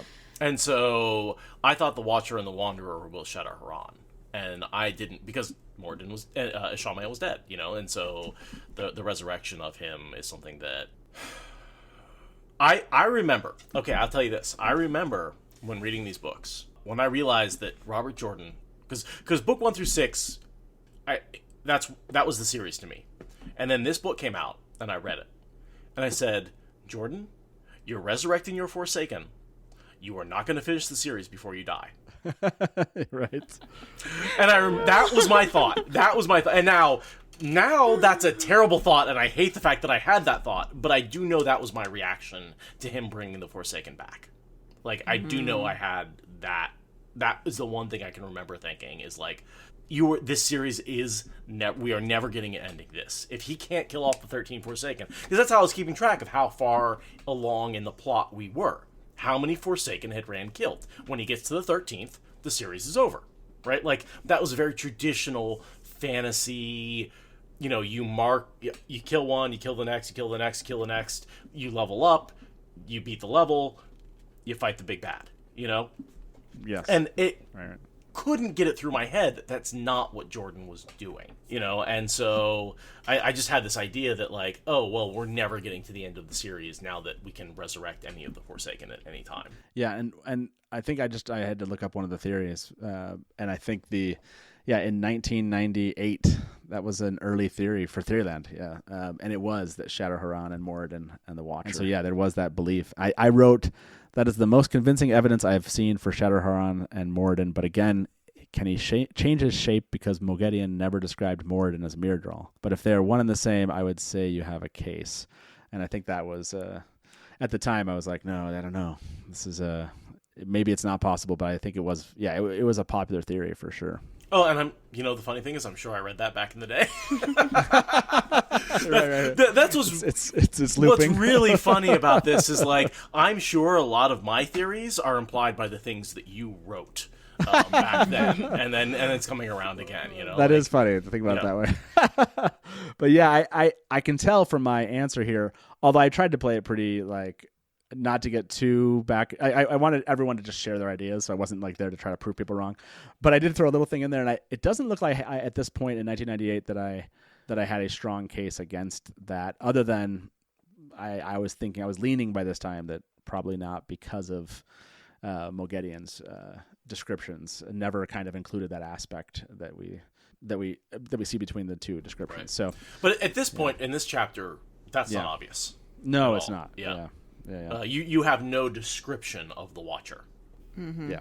You don't see. I think there may be a mention of he looked swathed in fan cloth except for his eyes. Mm-hmm. Confirmation he has eyes. He's not Shadowhuron. Oh. I remember that theory. That he is, and by the way, fan cloth being the warder cloth, right? He's in head to toe with that. He has an ter'angreal that can produce it, a ter'angreal that can produce it. Or he just, killed a warder and took his cloak. Yeah. But I do remember that. Yes, I remember the fact that he had eyes actually really ruined my theory that he was Shadowhuron. I think I just blew past that. Now I need to remind myself, I need to do a quick search of the books. Was this the first mention of the word? Does he actually just tell you what the Saw are? Yeah, he does. Okay. So, but this is the first mention of Saw. Right. And you're like, what is this? What is this new devilry that is happening? This is, I think, the first mention of the true power. It's a very early mention of the true power anyway. Let me a second. Let me check. I can see that, yeah. So, well, of course, there's references to the true power in Ilion, but that's not it. So, yeah, this does look like the first formal reference to the true power is in this chapter. So this is the first time we get the Watcher, the true power, and the Saw. So there is something really significant about this chapter that I had never honed in on. But yeah, that's there is a statement here that I wanted to bring up as I read it. He says, being filled with the true power was almost like kneeling beneath Sheol, basking in the great Lord's glory. The glory was worth the pain. What do you is that some kind of masochistic kind of? I mean, do you think that this is like a literal thing that somehow? I guess I don't remember all of them explaining like being in the presence of the Dark One is pain. There is that pain so great it becomes ecstasy. I feel like that is a phrase that's used. Yeah. Is that okay? Yeah. It's not often mentioned, but yeah, there's something about it's both at the same time. And do you think that was a miss then on? I'm trying to think now. When Rand obviously interacts with the Dark One. Is it a natural outcome of just being in the Dark One's presence, or is it something you think the Dark One imposes upon people and can choose? In other words, does Rand speak to that? Yeah, I think he does. He does speak to the pain. Absolutely, yeah, he does. He? Yeah, okay. Yeah. I can't remember. There's also the Dark One's a physical presence, and it's a little bit different. He's not through the bore; he's that void. Right. Things have changed a little bit when Rand actually gets there. Sure. So. And Rand's also super zen by then, so like, what is pain? What is pleasure? It's all the same. Blah blah blah. Right. Yeah. But he talks about the glory being worth the pain. So he does separate the two. I mean, maybe you want to say he's talking about the same thing, but I kind of wondered if it's just like if he's feeling the power from a glory perspective, or just he's aware of the magnificence of the void. I don't know. Anyway. When I hear pain, what I think of is when he talks about how using the true power has a cost, and that cost grows greater with every use. And we link that with the Saw, which are just starting, to the fires in his mouth and nose. And so, and let me know what you think about this speculation, but this is speculation on my part, that essentially over time, use of the true power burns him out from the inside. It both burns away his ability to use the one power, which is why Moridin is forced to use the true power all the time. Because I don't think we ever see Moridin / Sammael use the one power. I think we only ever see him use the true power. And that's... I'm trying to think it through. Right, I mean, it's one of those things where you're like, wait a minute, no, that's not possible. But as I've been paying attention, I can't find a single instance of... Well, it uses the same... Okay, and then definitely the channeling aspect uses the same soul connection. So... But there is a physical connector that maybe is different. But yeah, I like the idea that there is some type of destruction happening to everything, about the person's body. And this gets to the whole kind of root of the immortality, and that's a whole probably other discussion about what that all means. But yeah, this idea that you eventually are going to use the true power. There's an aspect to the true power that does bring immortality. Or in other words, it's the Dark One's power. The Dark One is promising them immortality. No one wants to use the true power necessarily other than a Sammael. But this whole basking in pain and glory, this idea of what actually waits them, And anyways, it always has me kind of wondering, like, he's really, really just in. He's so far in. Yes. He's just overwhelmed by, like, and maybe that's just the fact of what Rand experienced with the Dark One, which is this is a large presence. This void is still very powerful, and I know as he brings it into the pattern, whatever, he changes his kind of perspective of what this thing is and how magnificent and big it is. But maybe Sammael is just like, yeah, this is the grandest thing I've ever experienced in life, the most powerful, Well, that makes sense because he's super nihilistic and the Dark One is essentially entropy personified. So I can see why he'd be really into, like, riding that bleeding edge of where things get unmade. And it's like, yes, all the nihilistic glory. It's so good. Everything's ceasing to exist. Right. Yeah, and that's... anyways, that's the thing that, as I read through this time, just stuck out to me, that notion. I never thought about his love of the Dark One. He just has love. He just loves the Dark One. Yeah, he just loves the end of everything. That's just his biggest thing. He's addicted to the concept of total destruction. Yes. Yeah, exactly. I did a lot of looking up true power references and such before this, but again, that's a whole other episode probably. It's like talking about all the capabilities of the true power, all the kind of almost when Robert Jordan explains like all these things, it's so funny because you kind of walk away and you're like, I don't know that I understand, but okay, because he would even, like you said, I don't know if he's making up the answer in the moment, like the saw, it doesn't prevent you from seeing. And this person was like, but it does. And they're like, both Robert Jordan and Harriet were like, no, they can still see, but they're just aware of it, but they can still see. And you're like, oh, okay. I kind of understand that. Maybe I don't. I feel like that's something like we have blind spots and our brain fills in the details. And I feel like the saw would do the same thing where you're aware that there's a black thing going across your space, but you can see around it. Your brain fills in those details. But they were even saying, like, even when it fills their vision, they can still see fine. Yeah. Like, it's even like some behind even that. Yeah. Like, well, I can say from experience messing with my brain chemistry that makes sense. Gotcha. Okay. Certain hallucinations, yes, they're very distracting and you can see through them. Interesting. Yep. Okay. So between the Frosted Angel in the Sky says he can see through floaters, even though they annoy the crap out of him. Floaters would be a great example of that. And I mean, also like RJ like had a physics background, so like things that do and do not make sense at the same time is like, quantum mechanics. It fits. Just quantum mechanics. Right. You took the words out of my mouth. So much of what this like mind bending is and isn't something at the same time is the whole uncertainty principle. There's things in physics that we don't fully understand because they don't really fit our day-to-day experience because they operate either on an energy level we're not familiar with or a mass level or a time scale, and so they react in a way that's not intuitive. And I see frequently, as someone also with an engineering background, like how he's able to take some of the mathematical concepts that I learned about in school and apply that uncertainty and that craziness and that weirdness to the magic that he's presenting. This is the way he describes it, because this is why I'm like annoyed by it, because he's like, it didn't affect his vision, you're aware of it, but it's not like there's a blackness between you. In other words, there's like, it's not like something in the way of seeing. And I like how Jordan calls the saw, he says it's the stigmata caused by the linkage to the Dark One. That's how he refers to it. That makes sense. I like that. Yeah, I like the description that Jordan gives to these kind of things. Anyway, not that the saw is the most important thing of this moment. And stigmata would be defined as generally a wound through the hands. The hands and Yes. feet. Hands and feet, yes. But yeah. And then I mean the one saw gets frozen in Rand's eye at the end. And like that always seemed to me like some really like interesting super quantum physicsy callback to like somehow Rand has like halted the saw, and like that has to mean like so much.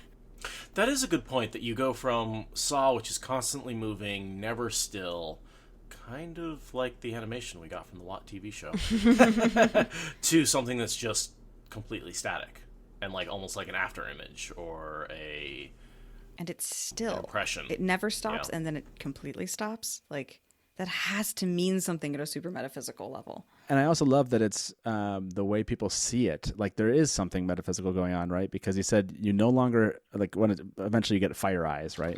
Yeah. Said you no longer have eyes visible to other people. Like that would kill you if there was actual fire. But it's like this effect that the true power is creating in how people see you. And he said if they're looking into your eyes, they seem to be looking into caverns of flame that stretch to infinity.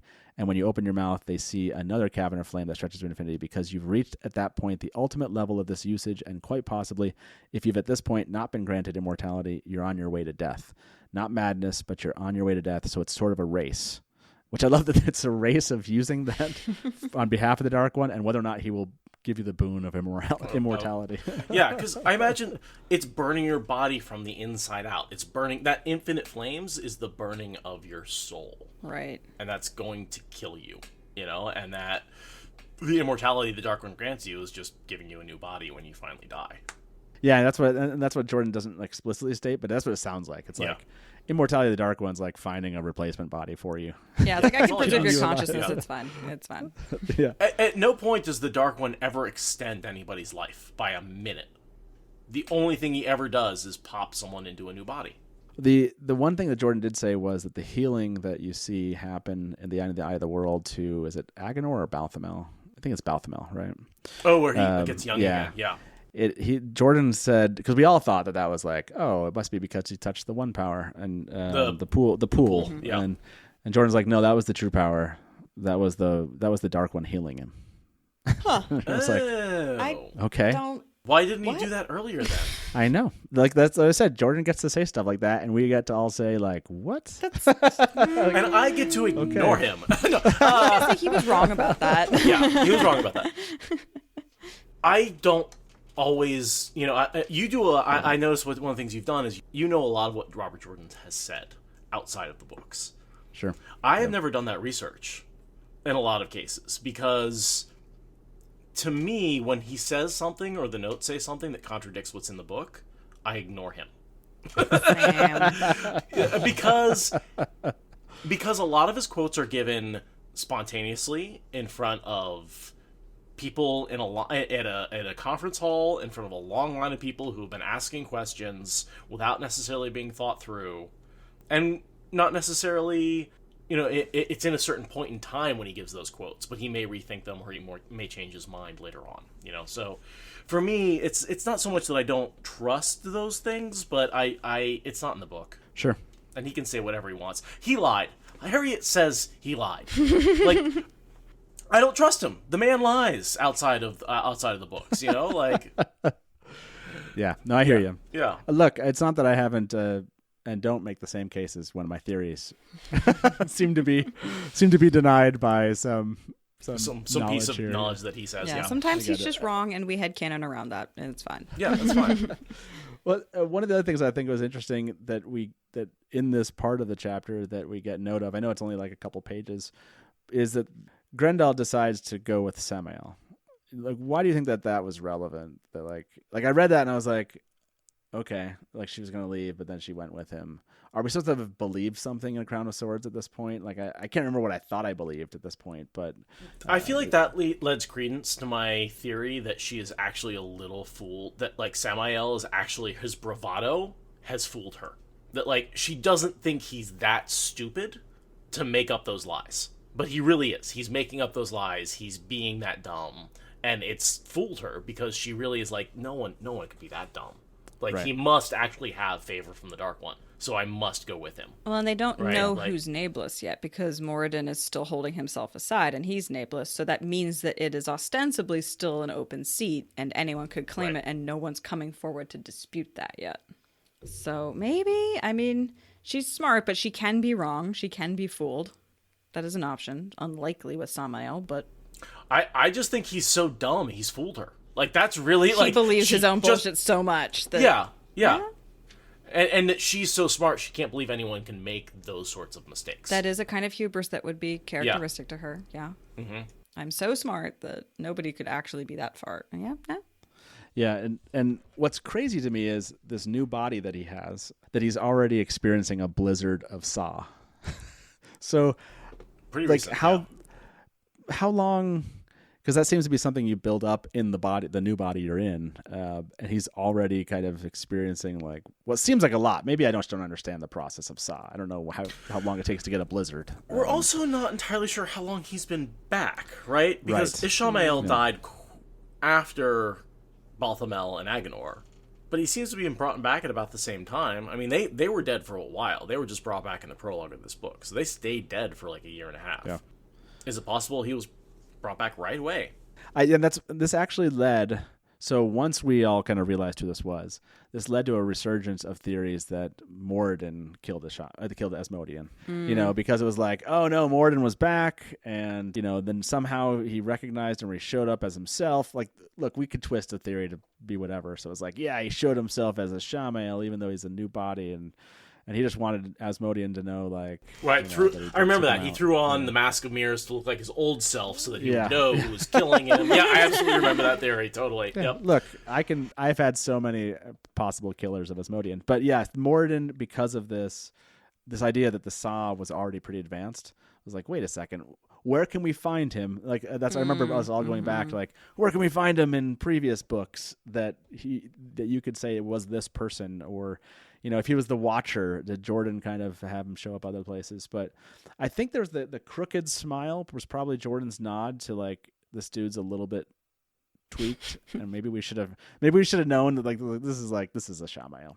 But at the time, I think when you first read it, you just can't know that for sure. But that crooked smile aspect, calling the Great Lord, the basking in the glory, the advanced use of the true power, probably should have signaled us. Sort of signals all that there was something obvious here that Jordan thought was obvious that he was painting for us. But I wish this is what we had gotten more of, actually. Yes. And this chapter reminds me how much I hated the fact that we got more of Sevanna than we got of Moridin or right. something, you know, like just stop. Like, I hated that, like, we waited until some of the final books and you're like, oh, so you're telling me this entire time there was this cool place in Thankandar that we could have been like really interested in, and you're not gonna, or like, oh, like introducing these elements of like things you've hidden away. I get it, like with Varen, that's awesome, but some of these things I'm like, I would have really preferred to have been really like fascinated about the things going on behind the scenes with the dark side of things that he just didn't give us. So Yeah, the town was such a like, we get what? This little? Like, we spent all that time in Malden and we get no time in the town. What is this bullshit? exactly. This is what bothers me when I read a chapter like this, and maybe I enjoy these moments because Jordan did that, and maybe I'll never know as a reader how much I would have enjoyed it if he had more of this. But That's what I was going to say. Is I think one of the reasons these sections, this 2 pages of The Watcher, is so exciting is that it's so rare. That like we're reading all of these books, all of these chapters, all these pages, all these words, and we get like 200. You know, on Moridin, and it's like, this is so juicy and good. I want more. Definitely. Yeah. yeah, it definitely led to a lot of the Watcher theories. That was a very big topic. You know, I loved the aspect. I almost wish we didn't know as soon as we did, but I guess it did still take a while before we were all really sure of who it was. But yeah, I love that this is the chapter where the Saw, True Power, and the Watcher were all reintroduced, and weirdly juxtaposed against Sevanna. You're so It's just uninteresting. Yeah, maybe Jordan thought he was like throwing us like, okay, this has sucked as a chapter so far. Let me give you something. Moridin and the true power and Saw. And for me, this is really where the second half of the series begins, right? Because everything up to this point has been dealing with the one power. Yeah. And all of a sudden, the true power is a thing. All of a sudden, we have resurrected Forsaken. All of a sudden, like, he changed the rules in this book. He really did. And he said, this is not going to be, book 1 through 3 were heroes' journeys. Book 3 through 6 were, hey, this is an awesome world. The next 4 books are, I'm changing all the rules on you. You know nothing. I am not.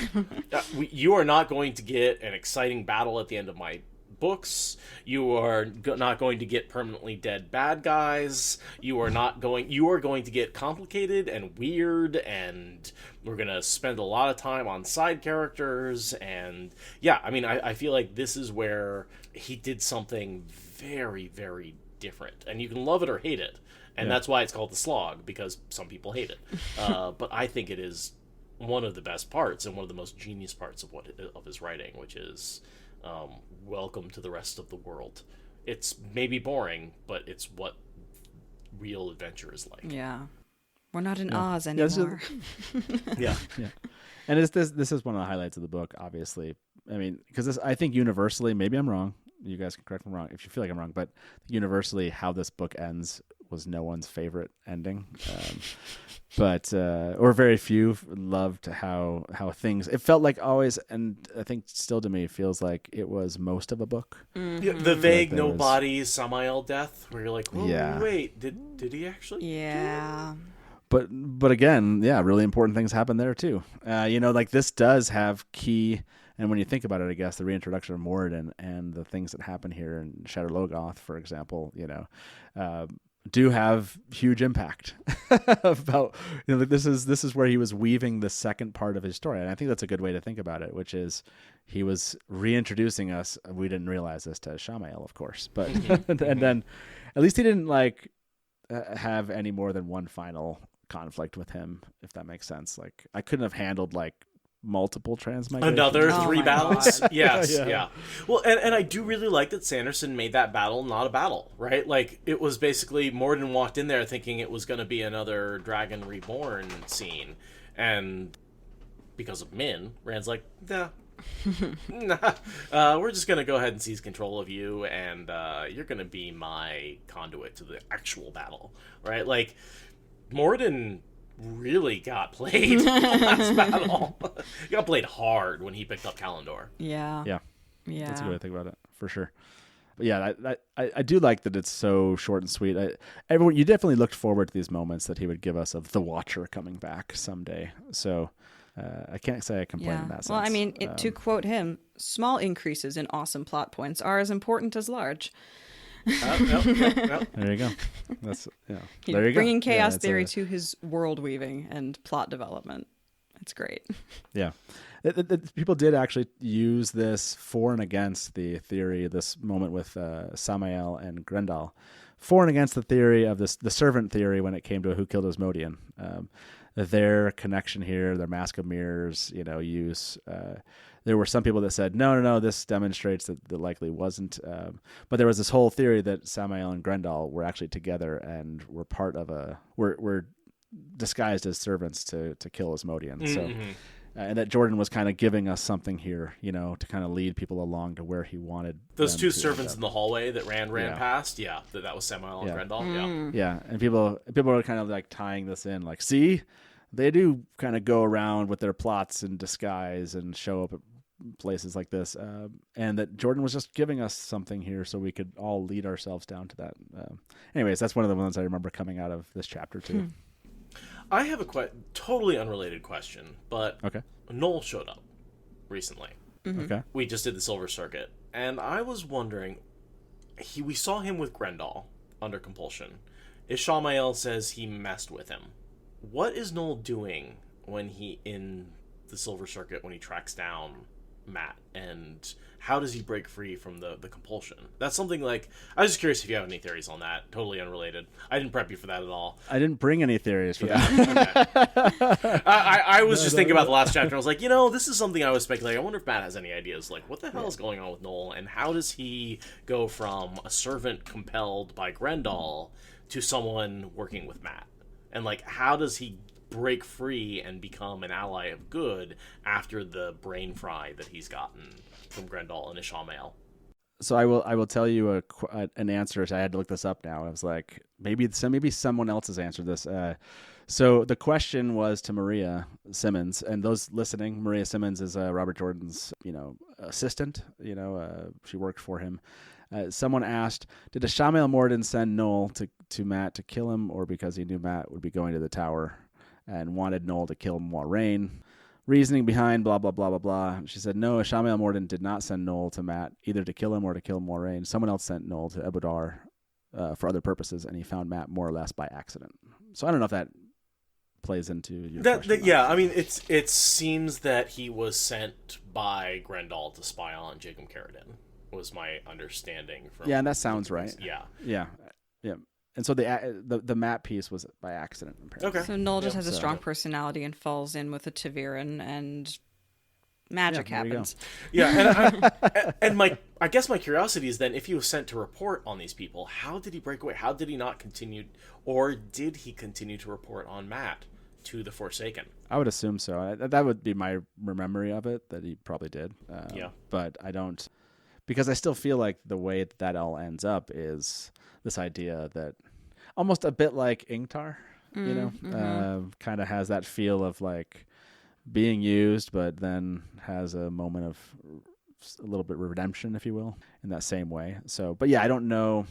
He's not one that I've really tracked as far as like theories. Okay. Like that's not like a topic. I don't know why I never got into it. A lot of people did. Yeah, I know. You have no idea to work with. The number of times that Jane Farstrider is mentioned in this series, like that's true. It's not a small number of times by any means. Yeah, no, that's a good point. So now I'm going to leave this conversation and be like, now I have to, I have to go dig. But yeah, again, like I've always told people, my theory is almost always the ones I cared about most, almost always dealt with something with the metaphysics and with one of the core characters. So like Varen or Tel'angreal or Lanfear or anything Tel'angreal basically. I cared about the most. Yeah, you big Tar fan? Oh, I am. Yeah, huge. Love the discussion of it. Think Jordan. Thankfully, that's the one thing I worried about most. I think is just that the TV show won't transcend to that. That they won't. That they'll somehow cut it, decide it's too much or something. And that is something we haven't seen any evidence of filming in Dream Shards with Rand and that sort of thing. Yeah. That bothered that as a fan. As much as I've been like, I'm prepping for whatever changes they're going to make. Tel'angreal will be a change that I don't think I'll be ready for. I could see them scaling it back in the early parts because dream shards are complicated, but they can't take out all the dream montages and foreshadowings and the wolf dream and the no. That would kill me. We riot. The dream is the third constant. You have the creator, you have the dark one, and you have Tel'angreal. Yeah, the world falls apart without that. Exactly. Yes. I agree. Great. No one here is on board with taking out any of that. Like that is like when he's like, oh well, we're not going to have water cloaks because of CGI budget. Like if he says the same thing about Tel'angreal, I'm writing. Yeah, no. Right? Like fine without water cloaks, fine without Aes Sedai ageless faces. I get those are not super important. They're they're talking about very specific plot things, and you can cut those easily. But Tel'angreal is a third of the goddamn story. Like you cannot cut it. Yeah. Yeah. No. Yeah. If they cut it, I mean, I keep on telling. I mean, I'm gonna watch it. I'm just gonna be really bummed. Yeah. That's the hope. Again, that's when it comes to theories, and some characters were less interesting to me from the theory side of things. And I don't think that Noel wasn't. It was just more like. Jordan never made it. It was always a very, very side thing. It was always like there's some mystery about this, but it didn't seem like a core mystery. And I guess I just never globbed onto it.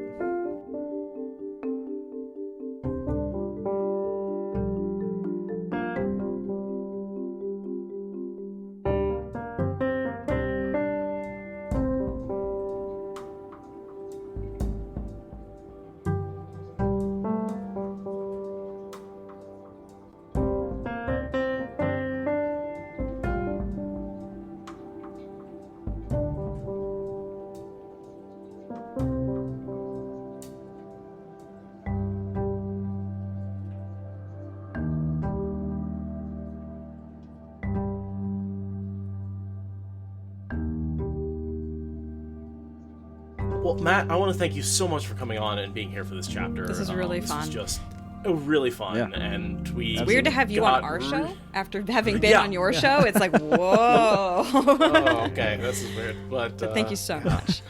And you were such absolutely. a great guest. I really appreciate it. Yeah. Well, yeah, no, I appreciate being on, and I'm sorry if I like jumped in to ask questions. That just becomes like, you well know, right? Doing this for so long, you're just immediately like, I got questions. Mm-hmm. Yeah, it's the best like, part. Well, and I want to know what you think about this question that I have a theory about. I asked, Exactly. You and I could probably spend a lot of time just asking questions of Just each ask each other other and questions, never ever answering anything. Well, I have a question. To go along with your well, but that question. brings up another question. I mean, what about this? Yeah, absolutely, Yeah. totally. We could do that.